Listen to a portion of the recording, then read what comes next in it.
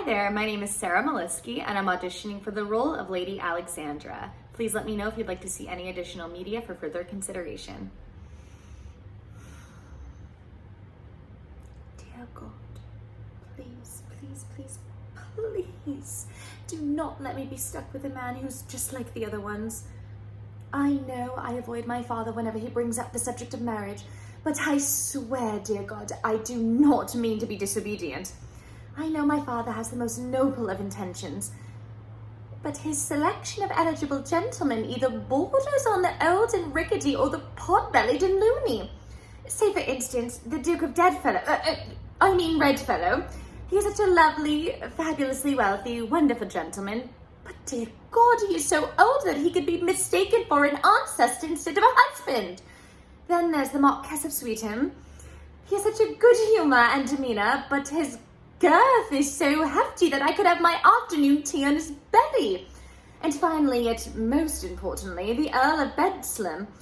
I know he's young and looks decent enough, but dear God, he laughs by himself and talks to his hands. He might as well be called the Earl of Bedlam. Oh, and did I mention?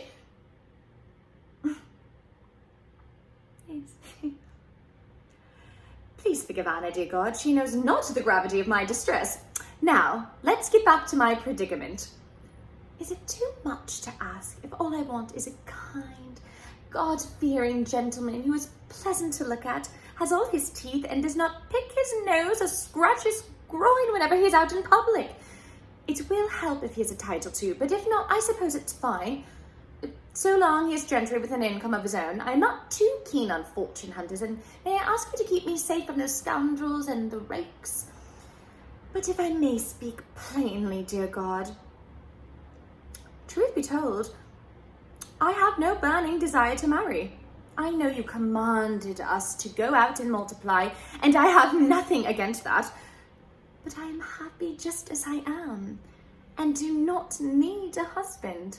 If I were to tie myself to a man who's a sneeze away from becoming a corpse, or gobbles tea cakes like a boar, or chatters like a magpie when no one is around, then I would rather be a spinster, or perhaps either enter the coven and become a nun.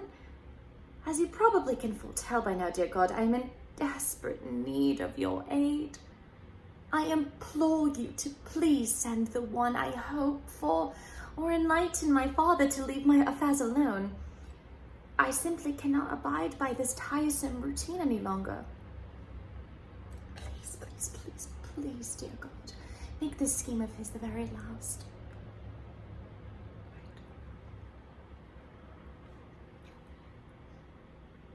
Oh dear. Everyone is ancient.